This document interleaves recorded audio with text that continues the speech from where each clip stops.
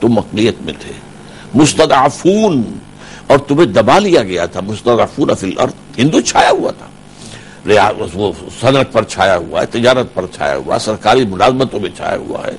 وَاذْكُرُوا إِذْ أَنْتُمْ قَلِيلٌ مُسْتَضْعَفُونَ فِي الْأَرْضِ تَخَافُونَ أَنْ يَتَخَطَّفَكُمُ النَّاسُ، اور تمہیں ڈر تھا کہ لوگ تمہیں اچک کر لے جائیں گے۔ آپ کو معلوم ہے بہار میں جو قتل عام ہوا تھا اور جو شدھی کی تحریک چل رہی تھی راجستھان کے اندر، تو معلوم ہوتا تھا کہ ہندوؤں کا ایک طبقہ ایسا تھا کہ جو ہندوستان سے مسلمان اور اسلام کا نام مٹانا چاہتا تھا۔ اس وقت پھر اگلی آیت دیکھیے، پھر فآواکم، اسی آیت کا حصہ ہے، ہم نے تمہیں پناہ دی، وَأَيَّدَكُمْ بِنَصْرِهِ، اور اپنی مدد سے تمہاری نصرت کی، وَرَزَقَكُمْ مِنَ الطَّيِّبَاتِ لَعَلَّكُمْ تَشْكُرُونَ، اور تمہیں بڑی پاکیزہ رزق سے ہم نے رزق مہیا کیا تاکہ تم شکر کرو۔ اب یہ شکر کیا ہے؟ نعمت کا حق ادا کرنا۔ اللہ نے ہمیں یہ ملک دیا تھا، اور میں تو چونکہ اس کا خود پارٹیسپینٹ ہوں، مسلم اسٹوڈنٹ فیڈریشن کے کارکن کی حیثیت سے، جیسے گڑ گڑا کر دعائیں ہم نے مانگی، جیسے ہم نے اللہ سے جو ہے دعا کی ہے اللہ ہمیں انگریز اور ہندو کی دوہری غلامی سے نجات دے، ہم تیرے دین کا بول بالا کریں گے، تیرے دین کو غالب کریں گے، تیرے نبی کا لایا ہوا نظام قائم کریں گے۔ تو فرمایا، یہ حضرت موسیٰ کے الفاظ کے حلف سے کہلوایا گیا ہے کہ اے موسیٰ، قالا، موسیٰ نے کہا، عسیٰ ربکم ان یہلک عدوکم ویستخلفکم فی الارض فینظر کیف تعملون، اب امید ہے اللہ تمہارا جو ہے تمہارا رب تمہارے دشمن کو ہلاک کر دے گا۔ پاکستان کا قیام کیا گاندھی کے لیے موت کے درجے کی شے نہیں تھی؟ چند دن پہلے کہا تھا میری لاش پر پاکستان بن سکتا ہے۔ ہندو قوم کے لیے، کانگریس کے لیے، ان سب کے لیے گویا کہ پیغام موت تھا یہ، لیکن بھلا یہلک عدوکم ویستخلفکم فی الارض، تمہیں حکومت دے گا، فینظر کیف تعملون، اور پھر دیکھے گا تم کرتے کیا ہو۔ ٹھیک ہے، اور وہاں بات ہوئی تشکرون کی، شکر کی بات، کہ جب پاکستان ایک مملکت، ایک ریاست حاصل کیوں ہوتی ہے؟ تاکہ قوانین اسلام کا نفاذ ہو۔ اِن مکناہم فی الارض اقاموا الصلاۃ وآتوا الزکاۃ۔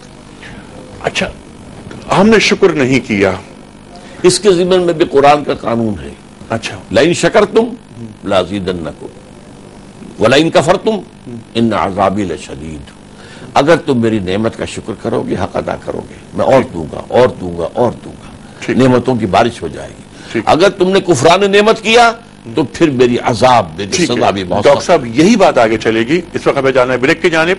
خواتین حضرات آتے ہیں ایک چھوٹے سے بریک کے بعد۔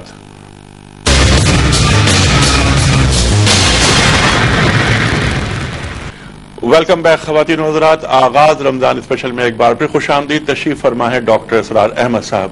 ڈاکٹر صاحب، شب قدر کی مبارک ساتوں میں پاکستان کا عالم وجود میں آنا، اس پر گفتگو ہو رہی تھی۔ آخری جملہ آپ نے یہ فرمایا تھا کہ ہم نے شکر ادا نہیں کیا، اور آپ نے استنباط کیا تھا قرآن کریم کی آیت سے۔ قرآن کریم شکر گزار بندوں کو طلب کرتا ہے۔ 400 سال تک آپ نے فرمایا کہ اولیاء اللہ نے یہاں مجددین نے، وہ اولیاء اللہ نے یہاں کام کیا، تو اور بھی بہت یقیناً مجددین نے اور بہت سیاست دانوں نے کام کیا، بڑے نیک سیرت لوگوں نے کام کیا۔ پاکستان چند ساعتوں میں ملنے والی نعمت نہیں ہے، بلکہ اس کے لیے لاکھوں قربانیاں دی گئیں۔ سمپل سا سوال میرا یہ ہے کہ جس شکر گزاری کو اللہ تعالیٰ طلب کرتا ہے وہ شکر گزاری کیا ہے؟ یعنی استخلاف کسی کو عطا کرتے ہیں ہم، تو اس سے اللہ تعالیٰ کو کیا مطلوب ہوتا ہے؟ اللہ پھر چاہتا ہے کہ اس کی حکومت قائم کی جائے۔ واقعتاً استخلاف اسی کے معنی ہے، خلیفہ بنو، حاکم بن کر نہ بیٹھ جاؤ، اپنی مرضی کا نظام نہ چلاؤ، اپنی مرضی کے قوانین بناؤ، اپنی مرضی سے اپنے معاملات مت طے کرو، بلکہ وَمَن لَّمْ يَحْكُم بِمَا أَنزَلَ اللَّهُ فَأُولَٰئِكَ هُمُ الْكَافِرُونَ، جو اللہ کی اتاری ہوئی ہدایت اور شریعت کے مطابق فیصلے نہیں کرتے وہی تو کافر ہیں۔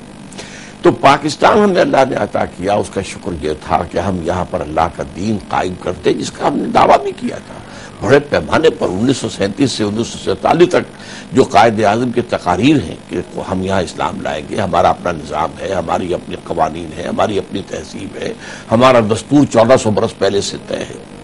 تو اب جو ہم نے نہیں کیا، وہ جو میں نے آیت آپ کو سنائی تھی، لئن شکرتم لازیدنکم، اگر تم شکر کرو گے، حق ادا کرو گے، اپنا وعدہ پورا کرو گے تو میں دوں گا اور دوں گا اور دوں گا۔ وَلَئِن كَفَرْتُمْ، یہاں کفران نعمت کے معنی میں ہے، کفر جو ہے انکار کے معنی میں نہیں، کفران نعمت وَلَئِن كَفَرْتُمْ إِنَّ عَذَابِي لَشَدِيدٌ، تو میرا عذاب بھی بہت شدید ہوگا۔ یہ عذاب دو شکلوں میں ملا ہے، یہ ہمارا حال ہے۔ جیسا کہ میں نے عرض کیا تھا موقع پر، بنی اسرائیل پر دو قسم کے عذاب آئے، ایک عمومی عذاب ضربت علیہم الذلۃ والمسکنہ، ان پر ذلت، کمزوری، کم ہمتی تھوپ دی گئی، اور ایک عذاب آئے کہ ان کی حکومتیں برباد ہوئی، ان کے قتل عام ہوئے، میسیکرز ہوئے، انہیں ان کے گھروں سے نکالا گیا۔ ہمارے ہاں بھی ایک عمومی عذاب ہے اور ایک خصوصی۔ عمومی عذاب کیا ہے؟ یہ بہت اہم نقطہ ہے۔ یہ سورہ انفال جو ہے، سورہ توبہ کی آیت نمبر 75، 76، 77، یہاں منافقین کے ایک خاص طبقے کا ذکر ہو رہا ہے۔ وَمِنْهُمْ مَنْ عَاهَدَ اللَّهُ، ان منافقین میں سے کچھ وہ لوگ بھی ہیں جنہوں نے اللہ سے عہد کیا تھا۔ کیا عہد کیا تھا؟ لَئِنْ آتانا من فضلہ، اگر اللہ ہمیں اپنے فضل سے نواز دے گا، ہمیں غنی کر دے گا، دولت مند کر دے گا، لنصدقن ولنکونن من الصالحین، خوب صدقہ خیرات کریں گے اور نیک ہو جائیں گے۔ اگلی آیت، فلما آتاہم من فضلہ، جب اللہ نے انہیں اپنے فضل سے نواز دیا، بخلوا بہ، اب بخل سے کام لیا، وتولوا وہم معرضون، پیٹھ موڑ لی، بھول گئے ہمارے سے جو وعدہ کیا، اور وعدہ خلافی کی۔ وعدہ خلافی۔ ٹھیک۔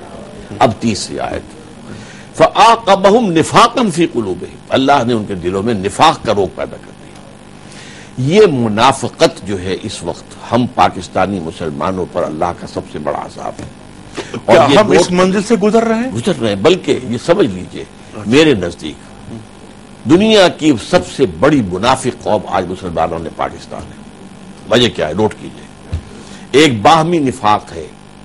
جو ایک قوم تھی وہ اب قوم نہیں رہی، قومیتیں ہیں، نسلی عصبیتیں ہیں، علاقائی عصبیتیں ہیں، فرقے واریت ہے، مذہبی فرقے واریت بڑھ چکے ہیں، تقسیم ہو چکے ہیں۔ لیکن یہ ایک دو برس کا قصہ نہیں ہے، بلکہ 60 برس کی بات ہے۔ 60 برس کی بات ہے۔ ہونا تو کیا ڈاکٹر صاحب یہ چاہیے تھا کہ سیرت رسول صلی اللہ علیہ وآلہ وسلم کی روشنی میں کہ انصار اور مہاجر مواخات ہوتی، یہاں جی، قومیتیں نہیں ہوتی، عصبیتیں نہیں ہوتی۔ مواخات ہوئی بھی تھی، اچھا، یقیناً جس طریقے سے یہاں سندھیوں نے سینے سے لگایا ہے آنے والے مہاجرین کو آغاز میں، یہ سب کچھ ہوا ہے۔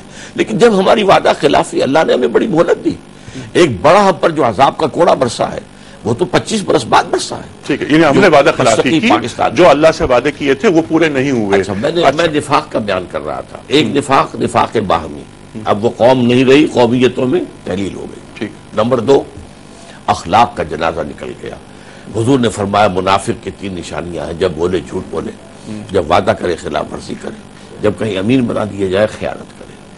آپ یہ یارڈ سٹک لے کر پاکستانی معاشرے کو ناپ لیں، الا ماشاءاللہ، الا ماشاءاللہ، جو جتنا بڑا ہے اتنا ہی بڑا جھوٹا ہے، جو جتنا بڑا ہے اتنا ہی بڑا وعدہ خلاف ہے، جو جتنا بڑا ہے اتنا ہی بڑا خائن ہے اور قبض کرنے والا ہے۔ یہاں تو بلینز کے قبول ہوتے ہیں۔